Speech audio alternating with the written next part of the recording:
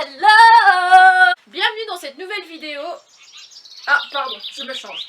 Ah ouais, là c'est carrément mieux. Ça y est, le confinement est enfin terminé. Je vous retrouve dans une vidéo un petit peu particulière, donc je vais répondre aux questions que vous m'avez posées sur les réseaux sociaux. J'ai d'ailleurs la liste avec moi, donc peut-être qu'il y aura une deuxième partie d'ailleurs. Je vais parler un peu de mes projets, de mes tatouages, de mes futurs voyages, de mon camping-car, enfin bref, de plein de choses qui vous questionnent.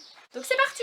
Alors, première question. Est-ce que j'ai le droit de m'abonner? Oui, tu as tout à fait le droit de t'abonner, même de me rejoindre sur Instagram et sur Facebook. Alors, pour m'y retrouver un petit peu mieux dans vos questions, j'ai décidé de faire ça par couleur, donc je vais parler de 5 thèmes différents. Donc je vais commencer par parler de l'argent, parce que c'est quelque chose qui vous questionne assez bien. Alors après, je vais parler de mon camping-car, de la vie nomade, de la vie que je mène depuis bientôt 2 ans déjà. Ensuite, de vous parler de mes projets. Pour finir, je vais vous parler, bon, c'est les questions un petit peu vie privée, on va dire entre guillemets.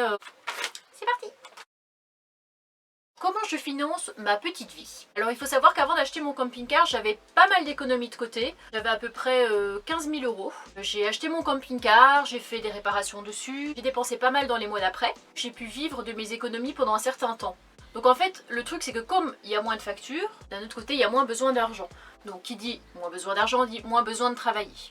L'année dernière, j'ai travaillé pendant 7 mois, j'ai fait les saisons dans une station thermale. Clairement, je gagnais même pas 1200 euros par mois, donc j'ai pas pu mettre énormément de côté chaque mois, mais ça me permettait quand même de vivre correctement. Et donc tout l'argent que j'ai pu économiser, en fait, ça me sert à vivre là depuis le mois de février en fait. Là, du coup, je devais reprendre le travail normalement début avril, c'était mon projet. Le problème c'est qu'avec le confinement ça a un peu retardé mes projets, tout ça. J'avais pas très envie de travailler en période de confinement, alors il y en a qui vont peut-être trouver ça un petit peu égoïste de ma part. Mais en tout cas voilà, j'avais envie de me protéger, j'avais envie de rester dans mon petit coin tranquillement. Après bon voilà, il y a le fait que je roule moins, je vais moins dans les magasins, donc ça fait des économies aussi d'un côté. Donc en fin de compte, j'ai encore un petit peu de sous, heureusement. Alors j'aimerais bien reprendre le travail, je sais pas encore quand. Ce sera certainement de l'intérim. On va dire que mon budget mensuel, alors ça peut peut-être paraître élevé comme ça, on va dire 500 euros. Je paye mon assurance, donc je suis à 40 euros. Je paye mon abonnement téléphonique, 25 euros. Et en fait, ce sont mes seules factures vraiment à proprement parler, parce que sinon après, c'est la nourriture, ça va être tout ce qui est le gasoil, ça va être le gaz. C'est vrai que ce mois-ci, le budget n'a pas été énorme en fin de compte, parce que comme j'ai presque pas roulé, j'ai mis 50 euros en 2 mois, donc ce qui est vraiment pas grand-chose.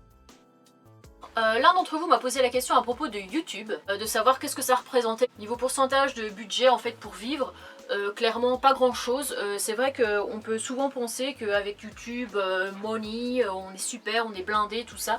Alors que en fait pas du tout. C'est vrai que j'ai pas mal de vues maintenant sur ma chaîne, ce qui fait énormément plaisir. Chaque jour j'hallucine un petit peu plus du nombre que vous êtes. D'ailleurs merci.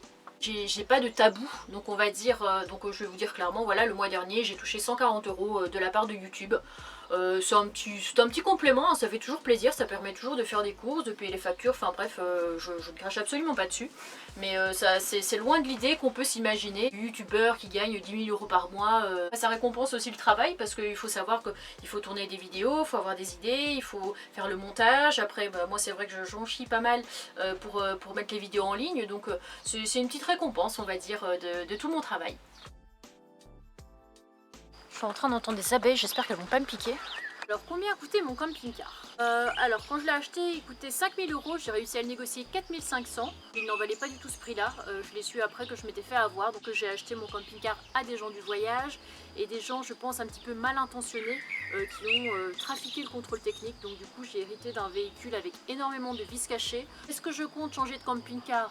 Non. Alors au départ je pensais en changer parce que je me suis dit il y a tellement de choses à faire dessus, est-ce que ça va valoir le coup, combien de temps ça va durer? Et en fin de compte je me suis aperçue que voilà, que je tenais beaucoup à mon camping-car, c'est mon premier véhicule, j'avais beaucoup de mal à m'en séparer, donc je me suis dit je vais engager les frais, j'avais pas mal de frais dessus, donc il y a eu les pneus, il y a eu l'alternateur, il y a eu les 2 batteries, il y a eu le filtre à huile, bref j'en passe parce qu'il y a eu tellement de fois où je l'ai emmené au garage que je ne compte plus, mais voilà, je vais faire les frais et puis je pense que de toute façon au bout d'un moment je pourrais, j'espère en tout cas, être tranquille et ne plus rien avoir à faire dessus.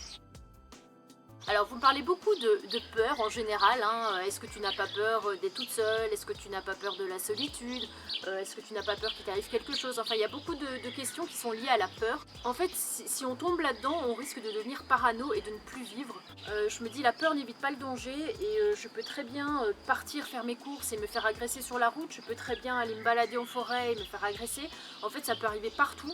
J'ai l'impression que je stresse beaucoup moins depuis que je vis en camping-car comparé à quand je vivais dans mon logement en fait. C'est vrai que ce que je préfère c'est les lieux isolés parce que j'aime pas être entourée de monde, entendre du bruit, j'ai l'impression que ça fait un peu camping alors que quand je suis dans mon petit coin en forêt, j'entends les petits oiseaux et je kiffe.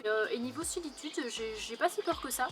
C'est vrai que ces derniers mois, j'étais pas mal avec Dan, hein, que vous avez déjà vu dans les vidéos précédentes. C'est vrai que plus on est avec des gens, moins on a envie d'être seul. Et je m'en rends compte là, parce que là, ça va être la fin du confinement et je sais pas comment ça va se passer. Je sais un peu moins mes projets, mais je sais pas ce que Dan a prévu. Et je vais devoir revoyager toute seule, comment ça va faire, enfin, est-ce que je vais bien le vivre, ça je sais pas du tout.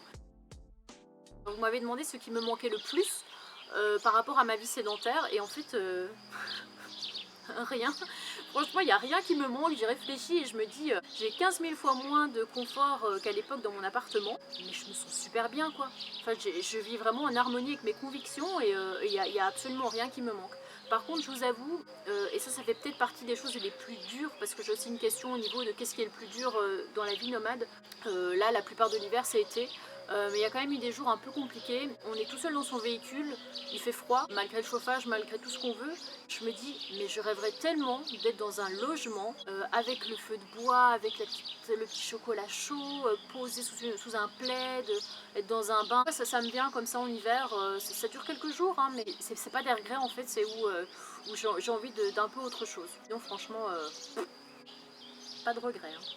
Donc du coup à la question combien de temps je compte rester nomade, bah, franchement aussi longtemps que le temps me le permettra, j'ai pas du tout envie de revenir en arrière, m'imaginer dans une maison, ça fait partie de moi maintenant et je ne me verrai plus du tout entre quatre murs. Alors on m'a demandé quel était mon plus beau souvenir depuis que je suis nomade et vraiment quelque chose qui me vient là comme ça. J'étais avec Dan justement, je l'avais rencontré 2 jours avant, on était parti dans la forêt de Broceliande, on avait passé la nuit là-bas. Et le matin, on s'est réveillé, on s'est pris une prune par le garde-chasse, qu'on n'a jamais reçu d'ailleurs, hein, depuis le mois de décembre, on n'a toujours pas reçu. Et ce jour-là, on a rencontré un gars qui faisait un petit peu le tour de France, comme ça, il avait 1 mois de congé. Il était parti avec sa voiture et son chien, et puis il s'était posé aussi en forêt de Broceliande, et puis on l'a rencontré, on a sympathisé, on a parlé, tout ça. On s'est baladé ensemble, mais c'était, je sais pas, c'était un sentiment tellement agréable, ce sentiment de rencontrer des gens, des rencontres imprévues comme ça. On avait du mal à se quitter, je sais pas pourquoi, c'était bizarre, on était tous les trois ensemble, c'est comme si on formait un groupe en fait. On se dit, bah on va aller boire un dernier chocolat chaud quand même, on va pas se quitter comme ça. Et là sur la route, qui c'est qu'on rencontre? Un abonné de ma chaîne. Donc du coup on se retrouve tous les 4 comme ça autour d'un chocolat chaud dans un petit bar qui était ouvert là à très haut Rantuc, hein, dans la forêt de Broceliande.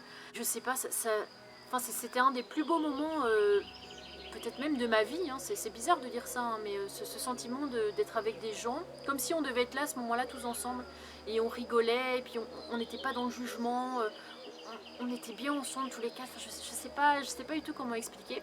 Le soir on s'est fait un petit apéro, il y avait le déluge, mais comme il n'y a pas, on avait mis 2 camions, on avait mis la bâche au-dessus qu'on avait calée, avec les petites lampes frontales, on avait mangé un petit peu, bon c'était pas à l'arrache, mais c'était avec une petite table, comme ça des petits tabourets, bon, c'était vraiment, c'était un des plus beaux souvenirs de ma vie nomade, vraiment si je devais en citer un, ce serait vraiment celui-là. Quelqu'un m'a demandé aussi mon logiciel de montage, alors j'utilise éditeur de vidéo sur... en fait c'est le logiciel de base de Windows, en fait c'est un petit peu comme Paint, comme outil capture, enfin ça se trouve en fait ça se trouvait dans mon ordinateur quand je l'ai acheté. Et du coup j'ai toujours utilisé ça, c'est vraiment une application, c'est super simple, enfin, c'est le truc vraiment basique. Donc voilà, j'ai répondu à toutes vos questions. J'espère que tout a été très clair, n'hésitez pas si vous avez d'autres questions à me les poser en commentaire. Et puis je vous fais des gros bisous et je vous retrouve très vite pour de nouvelles aventures, notamment pour les réparations du camping-car et puis ce sera parti, hein, je reprendrai la route. Je vous fais des bisous.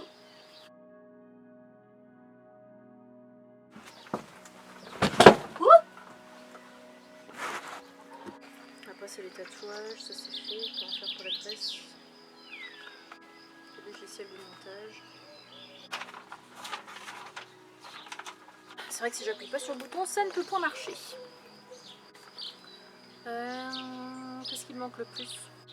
Alors, j'ai une question de Judas. Il est con. Allez,